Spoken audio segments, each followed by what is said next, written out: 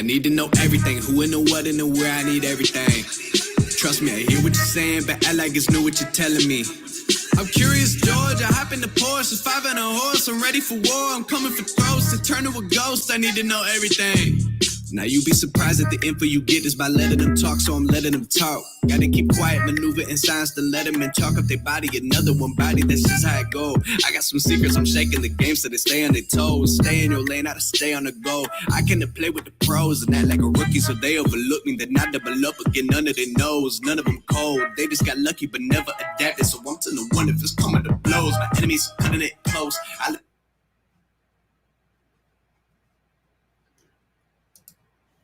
Welcome to Startup on the Blocks. Hey Dale, how are you? Good. Fantastic. I appreciate you coming on tonight, and we are excited about having you on. There's a lot of stuff going on in the entrepreneur and startup ecosystem, and I figured it'd be great to have a guy like you on to kind of share some knowledge. And I'll let you introduce yourself in a minute, but I want to, for the new folks in the audience, I want to kind of give them an idea of what Startup on the Blocks is all about. So I'm going to go over a couple slides real quick so we can pass that information on, and then I'll let you introduce yourself. All righty. So yes, Startup on the Blocks is basically a weekly event that we do where we give founders, entrepreneurs, and people involved in the ecosystem opportunity to come together and network. And we also do, the second hour, we do best practices. And I wanted to give a shout out and thanks to our sponsors for Startup on the Blocks. And one of our founding sponsors is Gulf Power, and then recently we got a donation from the First Bank to support our pitch competition. Our goal is to do 4, but looks like this year we got 2 done, and we're going to start with another one maybe next month or early November there. But we want to thank Innisfree Hotels for sponsoring our first 2 pitch competitions.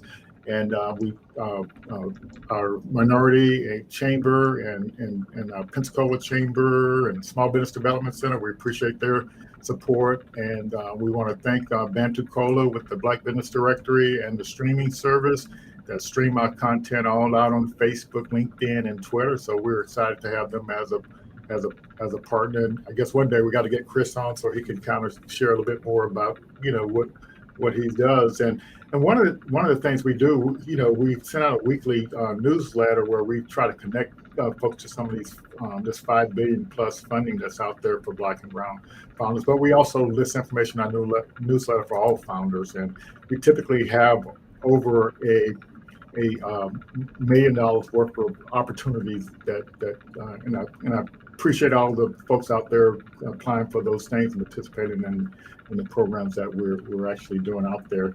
So tonight we have Dr. Dale Gines, and next week we have Ash. And I'll show one more slide. These are some of the mentors we use when I Startup on the Blocks. So once we typically invite our pitch competition winners into our in-house programs where we do like a pre-accelerator, and we also have some tools that we allow them to use to help them work on their MVPs and just trying to provide them some continued support to move forward. All right, Dale, that's what Startup on the Blocks is all about. So typically, I've been following you and Rodney Sampson for quite a while now. We model everything we do after the guys you've been doing. So just introduce yourself and tell us a little bit about how you got into what you're doing there. Yeah, sure. So long story short, I grew up and still live in our Black community in Omaha, Nebraska. Roughly 13% of the population is Black in Omaha, where I live. And, we're unfortunately noted as having one of the highest disparities between the Black and white population in the nation. Wow. Very clustered, very segregated community. It's changed a little bit, but that's because of pre-gentrification in our community. So you see a lot of folks moving out because of declining houses and housing stock, disinvestment, all the things that folks that, have been to multiple Black communities are probably familiar with in one way or another. And so I kind of fell into banking early in my career because I was working at the newspaper while I was going through college doing classified advertising. And a buddy of mine said, "Hey, you could make a lot of money being an in-store banker." Wow. And that's all I had to hear. I mean, because I was getting paid like, I don't know, I was getting paid like $9 or $10 an hour, Okay. maybe a little bit more. I had just had my first kid. I was finishing up my undergrad degree, and they were like $35,000 a year. And I was like, man, sign me up. So that really was my introduction into the world of banking and finance. Okay.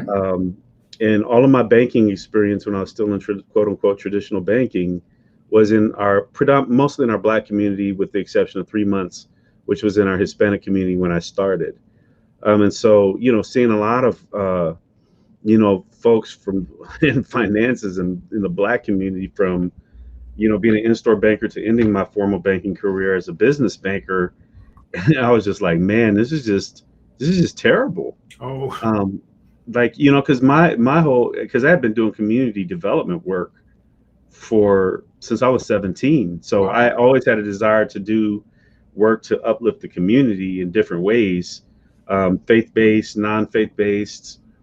And then, then when you layer over it, when I was looking at the power of finances in a system such as ours in the United States, and then the challenges that we have. Like I tell people, I was telling the story the other day, like one month, when I was a personal banker, I took 30 loan applications and only got one approved. Wow.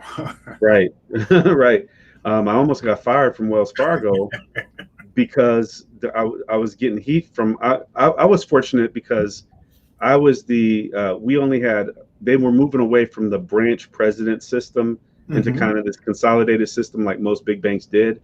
And so I had the last bank president in our Black community was a Black man, Cliff Perry, who really served as kind of like my first mentor and supporter. Okay. So I reported up through him, unlike the other business bankers who reported up through our AVP of business banking. And so the AVP though called a meeting because my numbers weren't looking great. And he's like, man, you got to get your numbers up.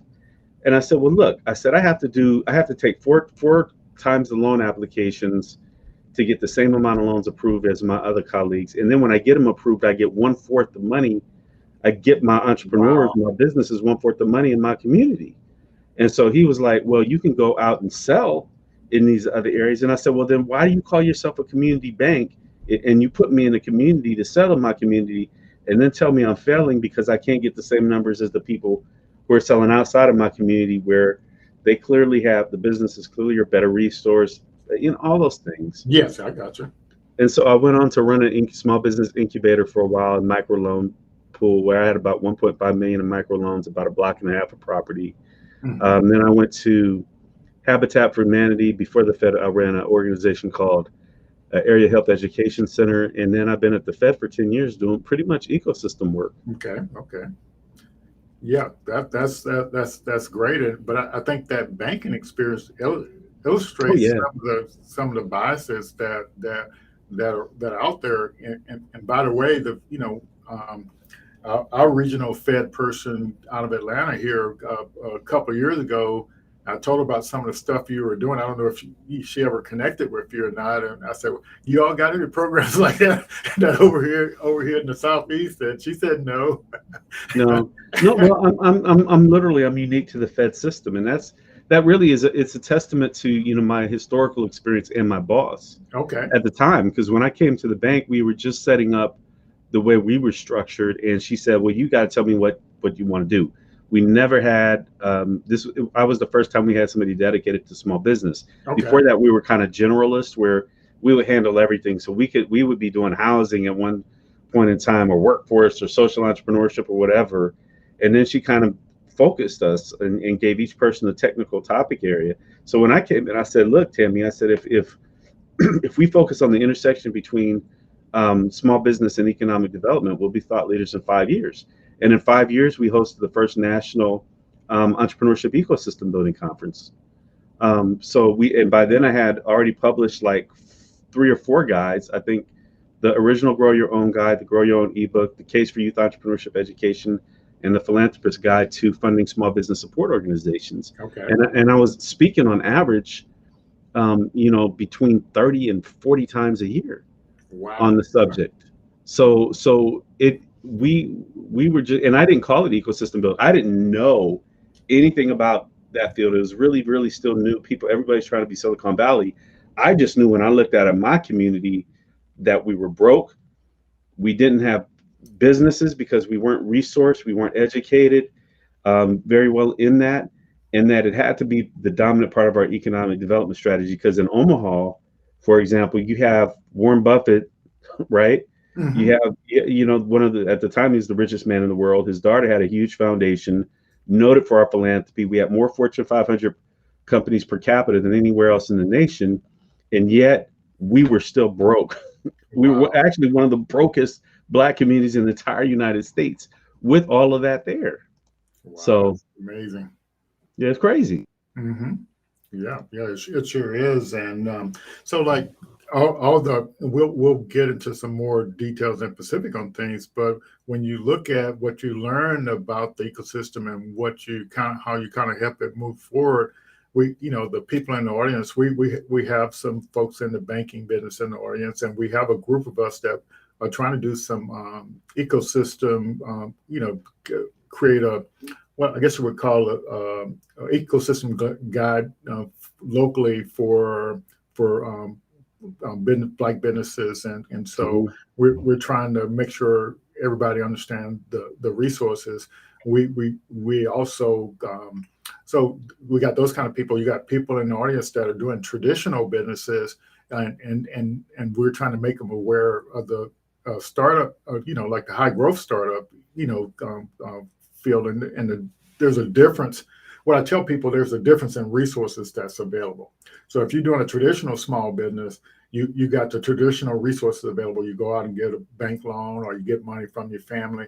But in the startup ecosystem, Yep. entrepreneur kind of, I say, high growth startup ecosystem, you got way more resources out there to support you in what you're trying to do.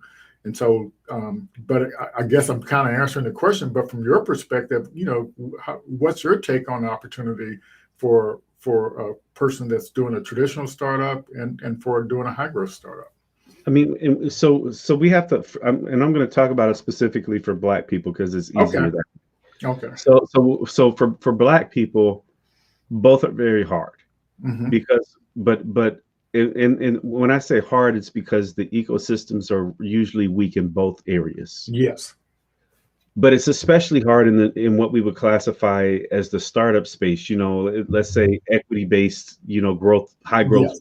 Mm-hmm. rapid growth potential businesses, Mm-hmm. right? So it's hard in the credit access market. One, because we're not taught how to do that, regardless, right? Mm-hmm. So we're not taught how to start businesses at an early age. We have to figure it out secondhand. And then usually, even though we tend to have more resources in that space, a lot of times they're not culturally, they're not located where we're at.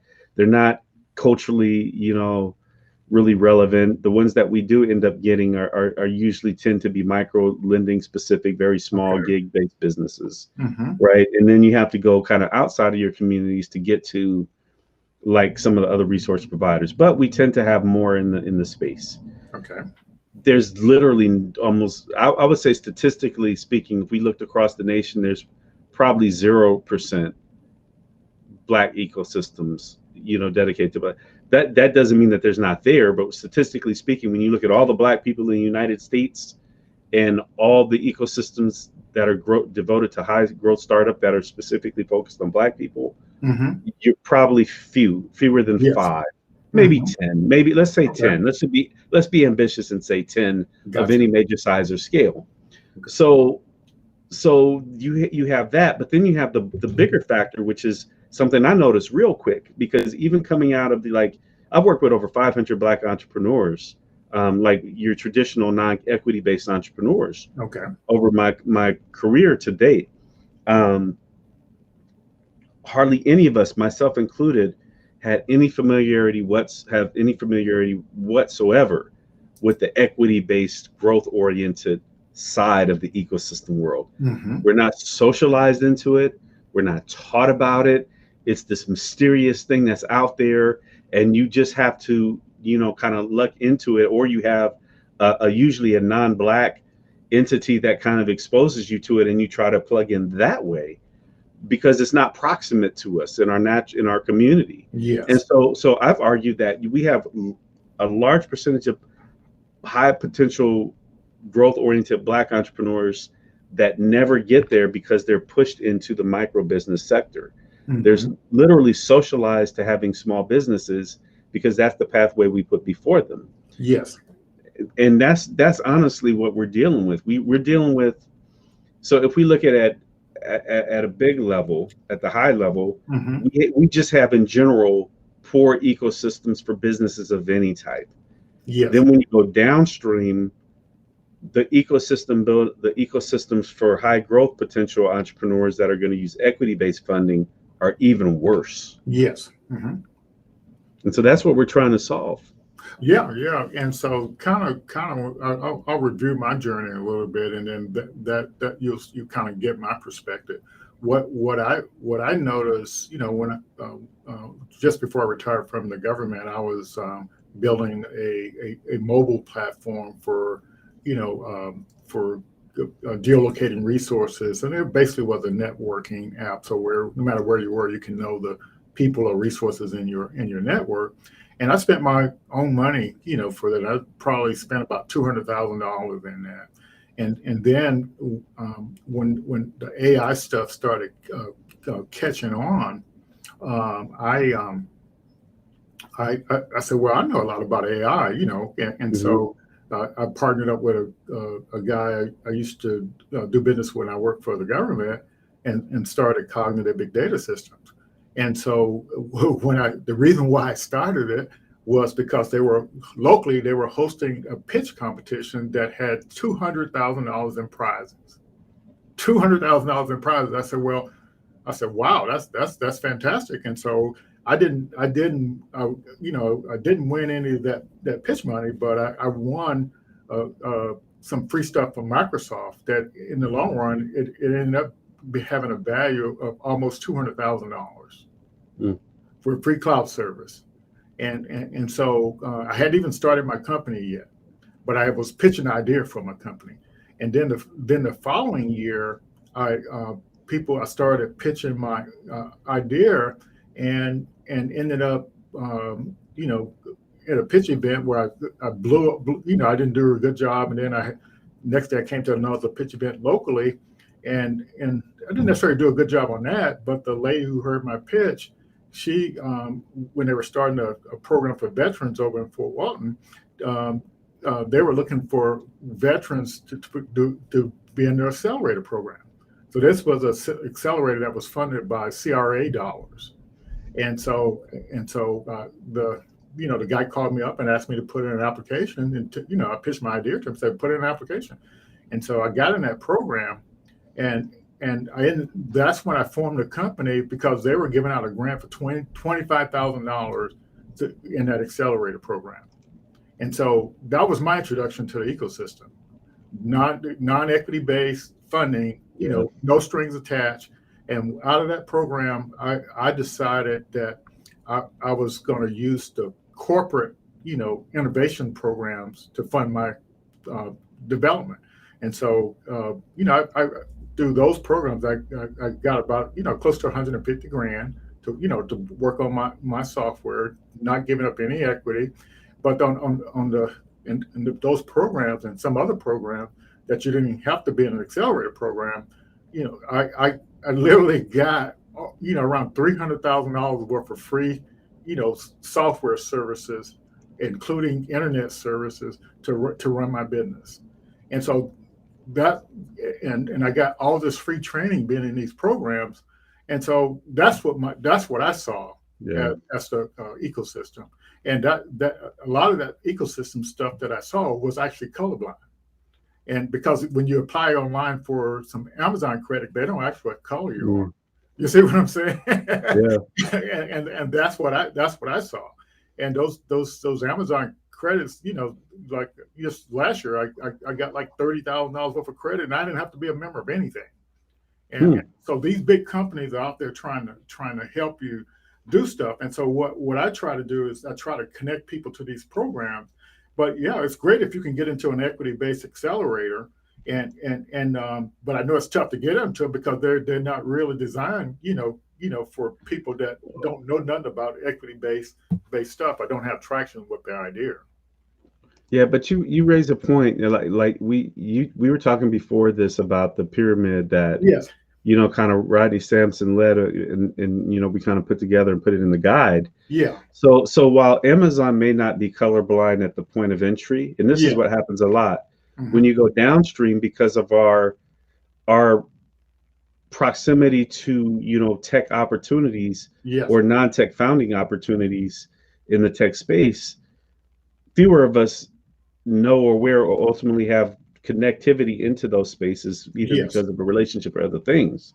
So some of it is on the broader community level of how we populate pipelines of potential high growth businesses. Some of tech, like here's the biggest thing, and here's the biggest flaw as I see it in the ecosystem, regardless of black or white, is they expect tech people to be the entrepreneur. And when there's a lot of tremendous non-technical people that could look at a technology or partner with a tech person, and combined they create a great firm. So we put a too much of a burden on somebody who's very good from a tech standpoint to be an entrepreneur. The second problem, I think this is something and I would really like to get Rodney Sampson's take on it. For those who don't know, Rodney Sampson is, I call him the godfather of inclusive ecosystem building, and a co-author of the guide that we wrote, the Fed Entrepreneurship Ecosystem Building Communities of Color. But to me, we still have what I would call a communal problem with the model of idea, build the basis of the idea, go through your levels of funding, ultimately get venture, and then make an exit. Because you go from, and I don't think people understand this. You're essentially saying we were a black business, but now we're not. Right? Like we don't talk about that and the implications of that. So while we may look at it, so on one level, it's great that we build, a very tight group of black wealth for specific people, but I don't ever see a scenario where, people that are getting, angel or venture backed funding will be more than, like, I can't remember the percentage of businesses that they are, but it's actually very, very small. And so what we're saying is, if we don't figure out different ways to look at these models, we can retain black ownership, we can hire more black people, create that kind of synergy between, let's use you for an example. So let's say, I don't know where you're at with your business, but let's say your business just ballooned up and was making like 200 million a year, no questions asked, right? And you were very intentional about bringing other black and brown people into that fold in the pipeline and getting them exposed. Well, there's a point where they're going to start spinning off with their technical skills and the things that you offer them and the things that they're going to see around them to starting their own firm. So you kind of create this virtual cycle of entrepreneurship, right? So if we have a lot of exits, does that still happen? So if I organize an ecosystem and I have 5 black entrepreneurs that go bananas and 20 that don't make it but do other things, which is perfectly fine too, and all 5 of those make an exit, I've enriched those 5 entrepreneurs and maybe their families, but has that really moved the needle in the black community? Right. And so these are the questions. These are the questions that I think we need to really put our heads together and say, okay, how do we organize an ecosystem that really is doing kind of like what happened in Black Wall Street and agreeing with Oklahoma back in the early 1900s, which is really create environments that are recycling dollars, energy, mentorship within a continuous process, so that we become self-contained. And some may make a high profile exit, but the premise is that those may be the top of the food chain. But then once we get down to the layers, we're populating every type of black business within the spectrums, going all the way down to gig workers. Yes, and I agree 100%. So, like, I want to mention this. You mentioned about the tech founders. What I found in my experience that in the programs I've been in, and even the guy that came up with the idea for this platform that we're on right now, non-tech founders, Yeah. and so to me, it's the process that you use to build a startup, starting from that idea. And so my whole premise is you teach people the methodology, Yep. and the more people understand that methodology, the more people can be successful in building and creating their business. And I I like your model that you and Rodney created, because if you're not aware of the ecosystem, you can't take advantage of it. and Hmm. and there has to be talent in that ecosystem. So you have to build the black talent, to help you build your black startup. And I think we do have to come up with an approach that allows the black community to actually prosper in this whole approach, to participate in it and stop instead of being adversely affected by it. Yeah. Yeah. Are you familiar with Catherine Finney and Digital Undivided out of I, Atlanta? I heard the term, but I haven't actually met her. But Yeah. yeah, So I know she's not there anymore. She kind of is doing something else now, but it's still in operations. But the big thing that they did was show the report at like 0.01% or whatever venture capital went to black women. yeah, that's But her. but Oh the yeah, but the I'm but definitely the familiar with that. Yeah, that's but what the, got. but the Yeah, program that she developed was actually really cool, which is really tech entrepreneurship for non-tech founders. And while she was their program was still having them do like I can't remember what it was called, but they had to do the basic design and use like one of the apps, Zappos or something. I don't yeah. know. No, It's the low one that code, no code, low code, no code. yeah, and there Yeah. was stuff to do.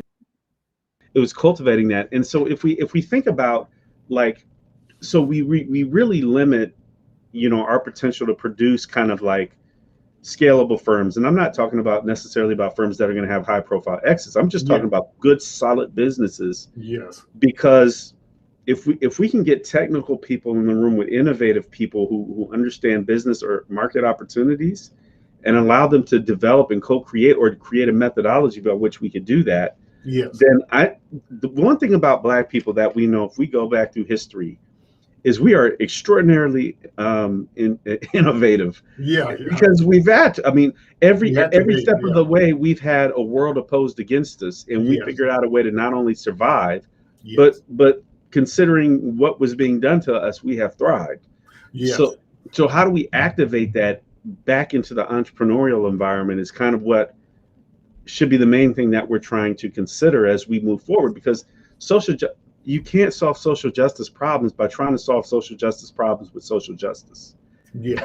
Like Yeah. Yeah. you Yeah. got to have power. You got to have power. Yeah. You got to have an economic base. Like when you go back to I did used to do a presentation called A Brief History of Black Business, all the way back to slavery.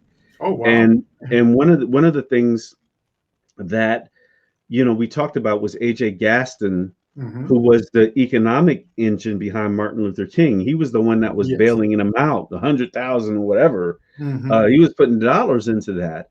And so we think, okay, King just was out there just doing his thing. And no, he had people with money that backed him. We talk about Black Wall Street. Well, Black Wall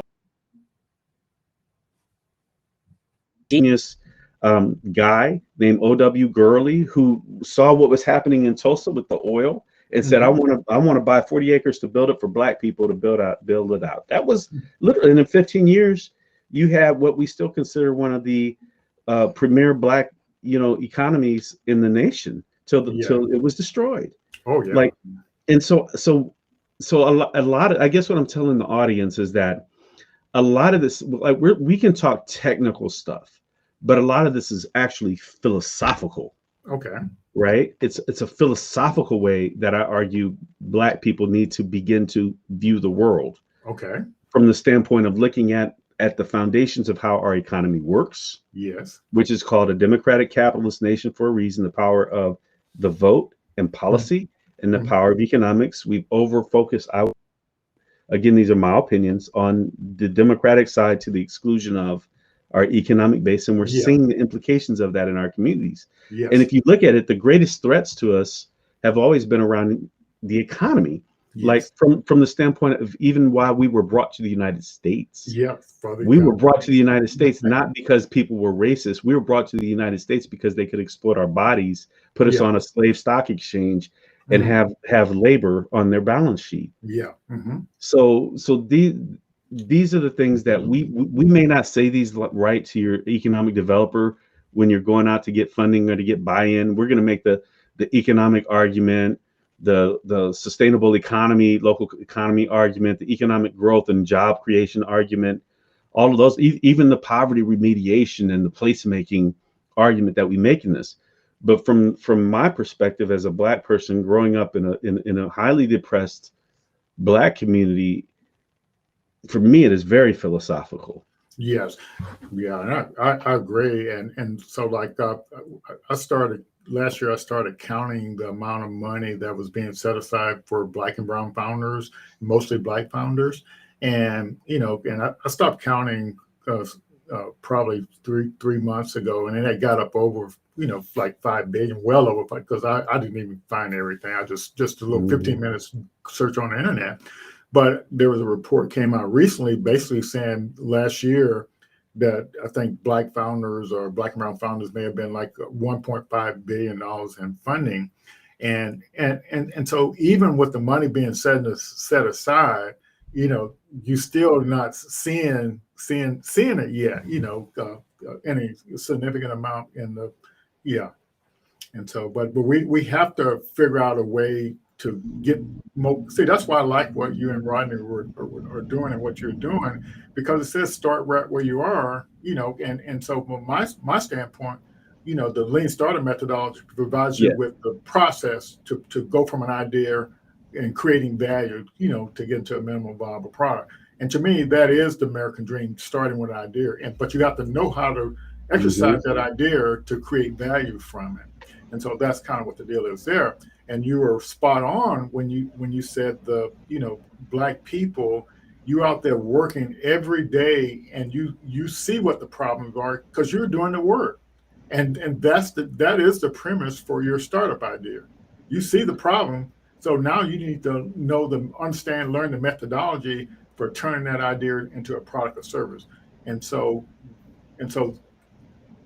the more people we can teach how to do that, the more we can take advantage of the funding that's there. Because until you get some traction, with your idea or validate that your idea, people are willing to pay for something before you build it, you're not going to get the funding to keep creating value. And so that's my message is you learn the methodology, but you also there are a lot of resources out there, but if you don't follow the methodology, you're never going to qualify to get the money, or you're never going to get in the program. You're never going to, but you just have to, you just have to be willing to learn.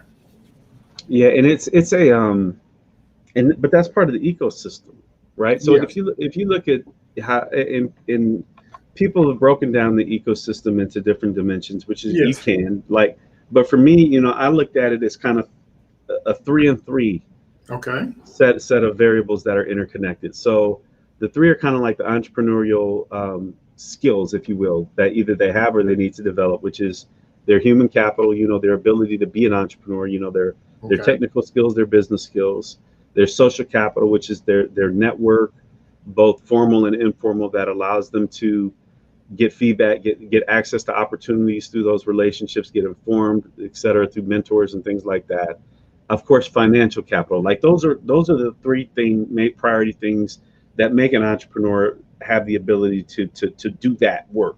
Yes. The environmental things feed into that, which are your culture, which in the Black community we need to work on, which is your infrastructure, which in most Black communities we definitely need to work on. So infrastructure, talking about digital, physical, streetscaping, placemaking, all those things that make places viable, accessible storefronts, property that is reasonable to be able to get in and start business, and then of course policy, Mhm. right? Those are all the environmental factors of that entrepreneur, for lack of a better term, that's the Yes. court that they play in, that's the field that they play on, right? Yes.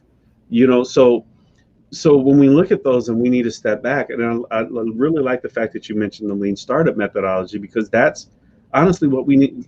That's what you're doing with this ecosystem building process here.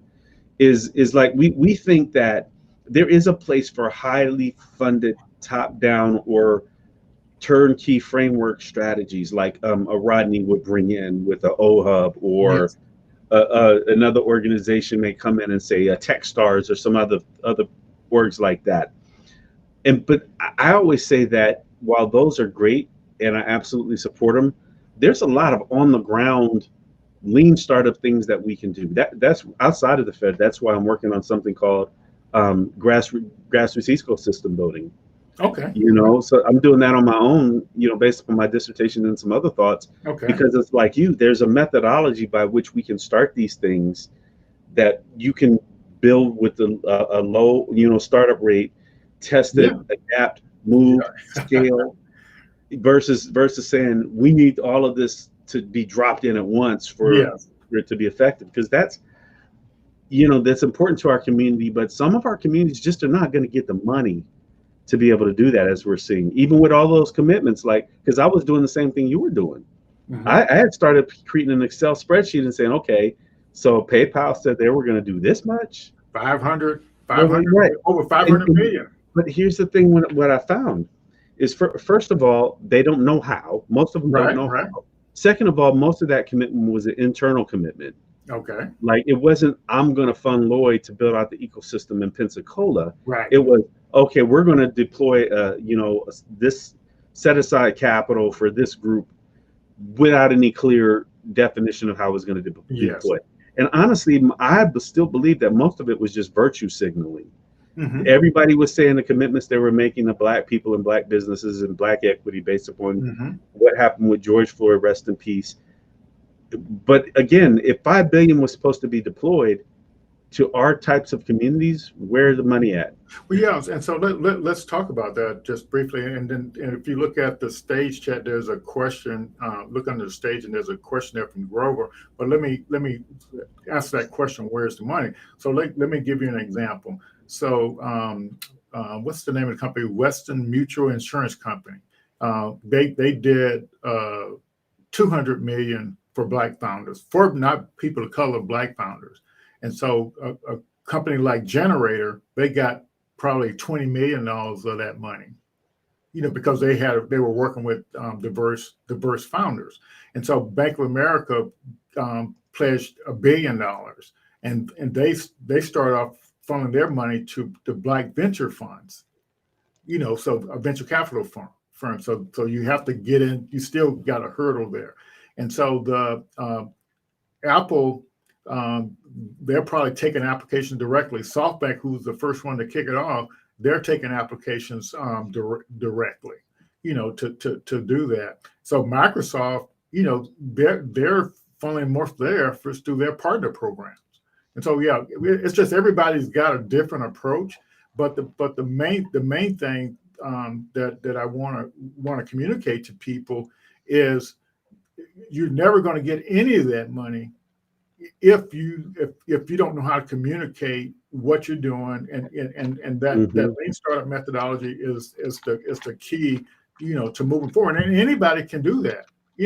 You just have to be willing to learn. And next week we have Ash Murray on. He's gonna, he's the guy that created the lean canvas, and so we're gonna get down to the nitty gritty on this. So did you see Grover's question? No, So you click on the, I'll read it to you, but if you on look the to the right, Q&A? the stage, you got event, backstage, and then stage. And he's asking, what are the key steps in developing a strong foundation for local African American ecosystem? That's a really great question, and this is what I found. So, like, again, I've been going out speaking on this for 10 years. Wow. Literally 10 years. The most I've ever spoke on it was roughly around 50 times in 1 year. Wow. Honestly, since from July to December of last year, I spoke 36 times we could go virtual. Okay. And most of it was on inclusive ecosystem building. Okay. So I've talked, but when I talk to black communities, this is what happens. So I go out and I lay it down, right? Because I'm a pretty good speaker. Mm-hmm. So I give them the business. I make the argument. I attach it back to kind of our history, the opportunity we have before us, why it's important, and I get a lot of hand claps and people saying, "Yeah, you're right." But what I found was that there was a gap between motivation and actionable Yes. processes, right? So me, because of my unique role at the Fed, I can't go into a community and build it, right?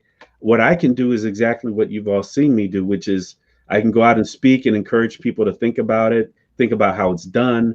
I can help them get frameworks for how it's done. I can connect them to other people that are doing it, but it has to be on the ground. So Yes. I think one of the greatest limitations, and kind of where I wish I personally had pivoted about 3 years ago, was developing more how to's Mm-hmm. for it, so that when I got people jazzed up Yeah. about ecosystem building, then I could say, okay, here's a methodology by which you can kind of begin to do this, a lean startup type of deal, Mm-hmm. or things like that, so you can immediately begin to move. And I'll help you on the front end, kind of help you think through it and get your group together and go. And then that way is kind of where you have to do it, because it's a lot for our community. So think about what our community is asked to do. We're Mm-hmm. asked to solve all the problems in the world with the least amount of resources, Yes. right? Like we are literally the most under-resourced group in the United States, and we're asked to solve all the problems that are happening, and not just the problems that are within our community. We're asked to solve bad municipal development policies through nonprofit fund. Like so here's what'll happen, right? So your city will make the most terrible development strategies for our communities, Mm-hmm. and allocate resources either not at all or allocate them to different areas. And then when they do make development strategies for our communities, they're really awful strategies. Yes. But then they'll say, but you black people, you need to start your nonprofit foundation and go get philanthropic dollars to go out and fix the lack of development that we've done, or the poor development that we've done, with that annual grant that you get that doesn't even cover your operational cost. That's what happens in so many of our communities. Mm-hmm. So, but I think if we start with the specific question of key steps in developing a strong foundation for local African American ecosystems, I say lean startup. Pick that you want to start chewing on, and chew on it. If Mm-hmm. it's the capital side of things, build a network around the capital side, because what there's no wrong entry points into ecosystem building, right? Because at some point, if you really dig into developing a strong network financial ecosystem orientation to start, you're Mm-hmm. going to get into human capital issues. You're going to get into social Oh yeah. capital. You're Yeah. going to get, so if you start from the policy side, Yeah. you're eventually going to get to the finance side. So pick a piece where you feel like you have passion for, because it's not easy. Like Lloyd was telling me, he's been doing this once a week for how long now? A long Yeah. time, Yeah. Over a year. Yeah. Yeah. longer than I've done it. Um, Yeah. so pick a piece where you're passionate about, where you can commit to it. Recognize that you're doing two things at once. You're communicating out to the broader community aspirationally why this is important for us to do, and you're working to build that network across racial lines, but ensuring that within your race, you really are having strong relationships with not just the traditional folks that are the go-to folks in your community, but the grassroots people, the others, because this is one opportunity that we have that cuts across most political ideology, most black ideology, from your conscious community to even your black conservatism. Like, it's so cross-cutting that there's more opportunity now to pull black people together around ecosystem building than almost anything else that's out there at this point. So Right. that's kind of where I would start. That's really good. And the money, that's out there that the federal government is putting out there. You mentioned the Navigator, SBA Navigator program. And the what I wanted to point out is all this money is just being put out there to support minority-owned businesses. Um, is potentially going to organizations that don't have a clue how to solve the problem, but they're going to organizations that have the capacity to get the money, but the people who know how to solve the problem may not have the capacity to get the money, and so. But I guess what I'm really trying to say is the money is coming, is out there, but we have to get people the expertise that they need to be able to go get the money, and so that's kind of what I think our dilemma is. Because why don't you comment on the amount of money that's actually coming down to support minority businesses? You got America Recovery Plan money. You got SSBCI money. You got the corporate commitments that you've had. You got traditional economic development dollars, if you can access them, that are trying to usually mobilize our communities, and usually they frame it as poverty alleviation versus economic development, but whatever. You have all those things that are there, but this is why ecosystem building is so important, and having a clearly defined plan and process in place where you are collaborative and pulling a network together. Because so if we take away the technical side of it and why it's important, and we go to the political side, what it does is allows you a leverage point into those dollars against other individuals that are going to be trying to claim those dollars.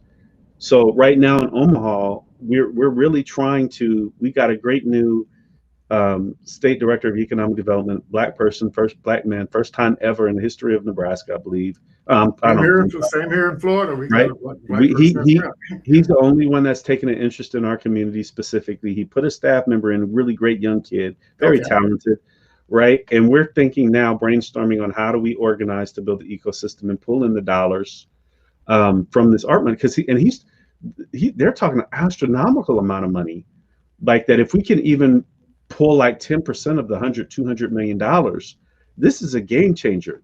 The problem is, and this is what I've been explaining to them, we don't have a strong ecosystem. So where do you put that money? And we haven't developed a organized, methodical ecosystem where we can say this is the network of connectivity that if you put the money into here, it'll flow out this way, and this is how it's going to benefit people.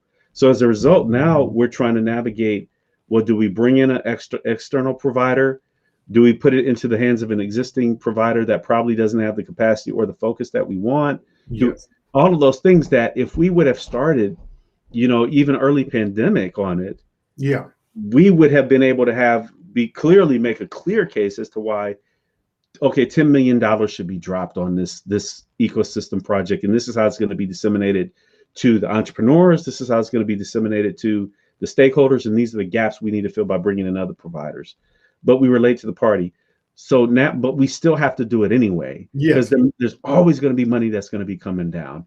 So we always got to position ourselves to be ready to take care of it. Yes, I got you. Yeah, it looks like Vercel has a question here. What is it? Dale, is there a research project ongoing today that tracks where and how these $5 billion that Lloyd speaks so energetically about? So how do you track that money? If not, is there a great project for the Fed Bank? Is this a great project for the Fed Bank of Kansas City? It's most of the people that I've heard do it have just kind of done it like me and Lloyd. Just were like, let's take a look and kind of see what they're saying and doing. I haven't heard of anybody researching it. It's kind of outside of our wheelhouse. What I've really been wanting to research is the Community Navigator program and kind of see what the impacts are of that over the 2 years that it's supposed to be implemented, because it's the first time the federal government has really explicitly funded at that scale what I would call an ecosystem building type program. And so I've been talking to my boss a little bit about that. But no, I don't know. It would be a great project though. But I just don't know the long run value of it though, unless it was to shame corporations and saying, well, remember you all committed this, but you didn't really do it. Or But see what I tried to communicate so it doesn't. The corporations are putting up the money, and it's like but that doesn't say you automatically get the money. But if you look Yeah. at your responsibility, individual responsibility, if I want to get some of this money, that means I have to have a solid idea that's validated, and I validate it, before I even build it. I do it manually. I go out and get some customers doing it manually, and prove that my idea works. And then once I prove that it's work, if there's money set aside, I will, I apply for it to that way. But see, it doesn't do any good if you don't do what's your individual responsibility is. It doesn't matter that there's over 5 billion out there. It doesn't really matter. And even with the lack of funding, for minorities and people of color and women. And I'm so happy, the folks went out there and did the research to show the amount of that's being pumped into Black businesses and minority businesses. But me personally, if I don't follow this methodology and demonstrate some traction and prove that I'm not going to get mad that I don't get any money. Am I going to get mad that you don't get any? I know for me, if I don't do my due diligence, how can I complain?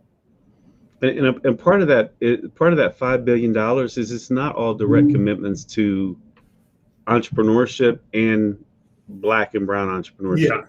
So probably only a small percentage would be classified as you apply for this funding because you have a business idea and we fund it. The rest is in their internal programs or funding other organizations to do some of the work. And a lot of that, and one of the other reasons why it would be hard to do research on it is because these are companies that don't have to tell you, right? So it would end up being speculative at best. So you go to MasterCard and say, oh, by the way, what'd you do with the amount of commitment that you had? Well, they don't have to tell you. Mm-hmm. Well, so, I can tell you unequivocally from my experience and what I see there are plenty of programs for Black and brown founders. I see there's plenty of competitions, and I see there's different organizations hosting accelerator programs for Black people. And, and like, for example, Google, they do a $5 million, they do a couple times a year. So I see the programs, I see it happening. And we put the links to the programs where the money is going. And so I wouldn't really worry about it, like if these opportunities are out there and you become aware of them and you're not ready to apply for them. So we already know that Google, has, the program for women, they have the program for Black founders, and they literally give Black founders either $50,000 or $100,000, no equity. You just have to work on your damn startup. And that's the thing. Like, to me, that would be a more beneficial research project is very focused programs that we know Black founders can access if they do XYZ, right? Yeah, and have a catalog of those versus looking at the big abstract $5 billion. But and I've never seen it. It would be great if you or somebody else could do it, where people could try to compile all of these very specific corporate funding for this work that a founder could say, if I do XYZ, I have a high potential of accessing this funding from Google or from Amazon. But even if I don't, I've set the foundation for equity-based or even credit-based funding because I've done the work. So we need to start at the work side of it first, because if we don't know how to do the work, then why would anybody give us the money? Yeah, and that's what my point is exactly. Yeah. And it's not to say that there is discrimination in the credit and capital markets. Well, we're not saying that that's not the case, but that happens if you have developed what you need to develop and do what you need to do, and then you should be getting it, but you're not. Yes, but if you haven't done the due diligence and really work to, because I always tell Black people, I'm like, your job in this whole process is to be the best entrepreneur you can possibly be within the resource constraints that you have. So, and if you do that, and then you don't get what is rightfully yours and everybody else is getting based upon that same criteria, that's discrimination. Yeah, But that's flat out if you're discrimination. not, then that's something we have to take that kind of responsibility on ourselves to change the way we see business, to change the way we see our communities as an economic unit, ourselves into being better entrepreneurs. Yes. Yeah, and they're like for that Google example, they're going to be announcing the next round any day now. They're going to be announcing the next round for people that's going to get that 100,000. This is the third time in a year that they're announcing who's going to get that 100K. And and so, but what I try to tell people is you have to get an ecosystem and get known in the ecosystem, that relationship stuff you were talking about. And I can honestly say the pitch competitions that I won, I pitched my idea, but the people knew me. The people knew me in those pitch competitions. That's how I was able to win. If they didn't know me, it's all based on your work you do and the reputation you do. And you have to, and even when you submit applications and get turned down, you're still making people aware of who you are, and you start participating. So like we have a young lady here in Daphne that, Takesha Sonogo, she's was one of the Black founders that got involved that was able to get in that Google for startups for Black founders. And I don't know whether she got 50 or 100K, but the bottom line is her connection to that money. She told her story. She got connected into a program up in North Carolina, the Underground something, and that program was connected with Google for startups. And then she got in another program that was also connected. So she became a known quantity. And so when they were selecting the people and she put in an application, they know her. I can put in my application. They don't know me because I haven't been to those programs. You see what I'm saying? It's all about the relationships and building your credibility in the ecosystem. Yeah. So that, Lloyd Jr. wants to potentially come in on the monthly conferences that the Federal Reserve Bank has been hosting about racism, like in education and entrepreneurship. This is really a Fed, and it was initially established and started by three of the Fed regional banks, Minnesota, Atlanta, and Boston, and then all the other banks, ended up participating on in some way or another. So I specifically was the one that led the charge on the small business session that we had a while back, because when we initially came out, we had a couple that were scheduled, and we weren't going to make it. It wasn't originally intended to be this many, sessions of it. Yeah. It was originally like, I think something like that. And I came in and said, we can't really talk and not talk about small business ownership. Mm-hmm. It's very important if we're talking about. We talk about, the role of small businesses and the restriction of small businesses, and so that kind of got us in, and we've tackled a lot of different issues at this point. And of course, it's high level because you can only do so much in like the hour and a half, or however long that they were. But it is, in my opinion, it is one of the most significant things the Fed has done in the racial equity space since I've been at the bank, probably ever, because we normally don't take public facing stances like that. And so for us to go out and say as a system that, yes, we recognize that systemic racism has had significant implications on the economy as a whole and within specific people groups, to me was a huge thing. And my hope is that we continue to do deeper dives into that form of analysis versus just traditional macroeconomic analysis when we kind of do research. Yes, and what I would comment on what the Fed is doing there, if Lloyd Jr., I'm not sure if you can find that link to the research page. I don't know if you know what the research page is, but it lists all the different documentation, all the research that's been done behind each of those workshops. So that one website link you can learn everything you want to learn about racism in America, and that's all the research that's been done to prove the systemic racism. I mean, it's literally amazing to have that kind of resource out there. So if you really want to learn, and to me, all these programs that this new money is coming out with, if you don't understand how we got to where we are, how can you come up with a solution? If you don't admit that the reason why we where we are and why Black businesses need this help, you're never going to. If you don't admit what is based on racism, how are you ever going to solve it? Yeah. And there's some more comments in the thing. I'm not sure if you see it. Brian is saying a challenge that I see for small businesses is for them to understand the value of dedicating their time and resources to obtain the awards. It is also the ability to keep trying after an obstacle of not winning on the first try.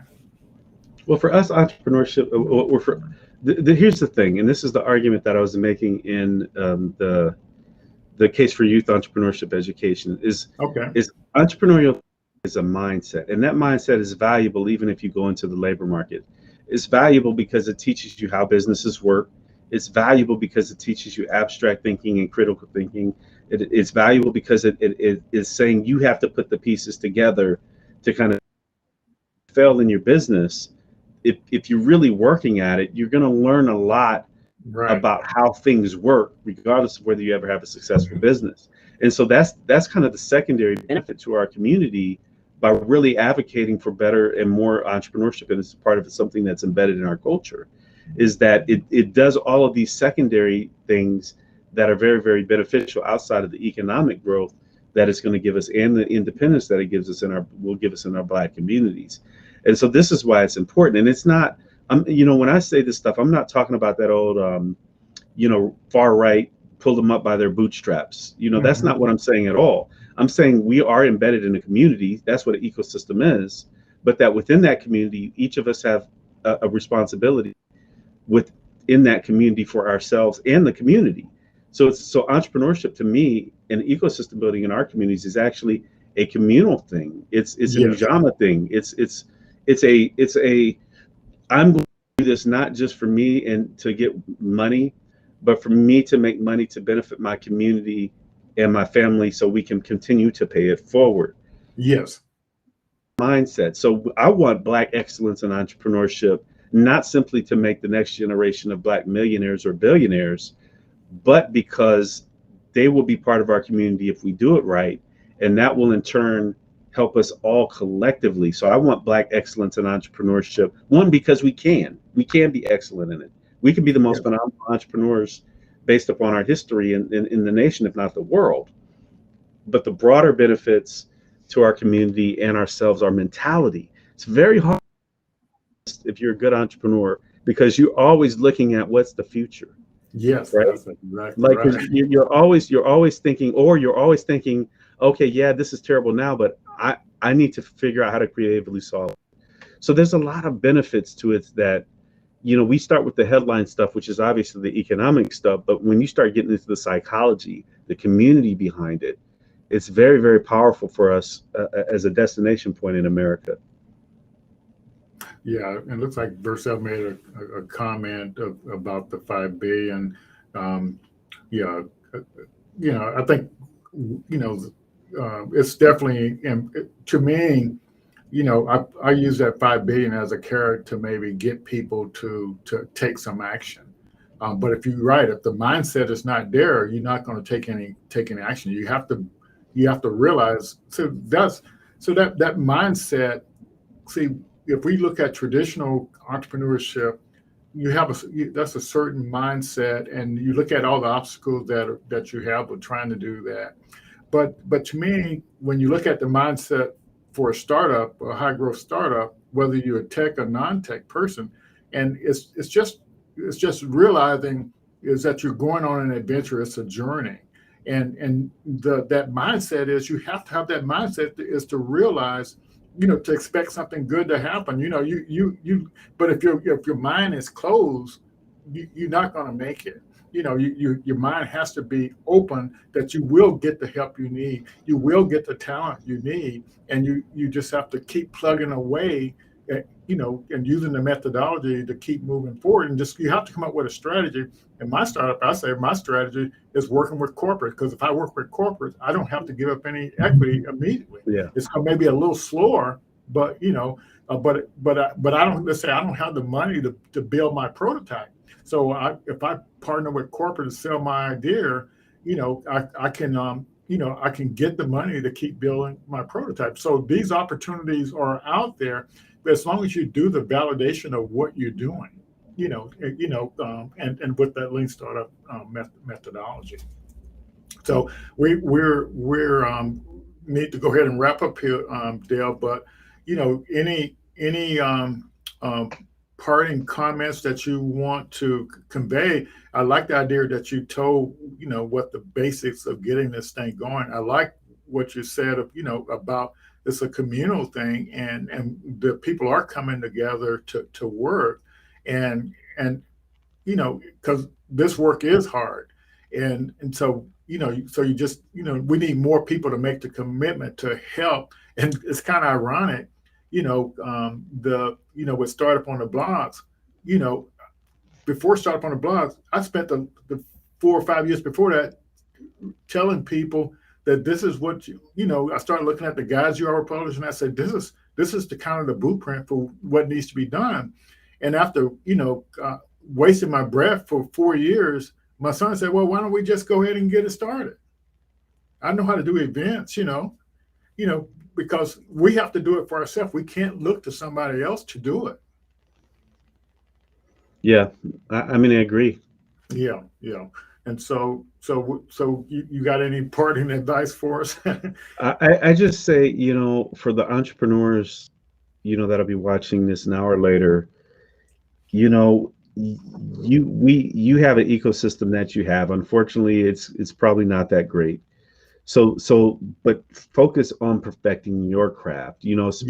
You gotta balance out between working in the business and working on the business, because those are two different things.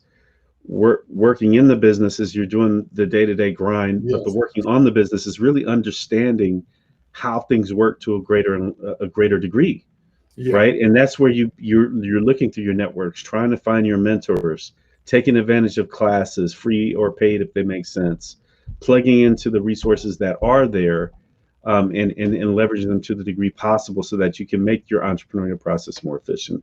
For us that are entrepreneurs and that are working on the ecosystem, or people that are working on the ecosystem in general, remember it's about relationships and connectivity as the foundation of it, right? Mm-hmm. You can't overcome that simply by having a new program. You have to start connecting the dots, leveraging the relationships, and knowing that there's a great network at the base of it that is exchanging information, connecting and plugging people, paying it forward, developing, putting mentors and mentees together, pointing people into a lot of stuff like Lloyd shared, where you don't know about the Google. Lloyd in the network of the ecosystem may be able to plug in, or 1 degree of separation from Lloyd.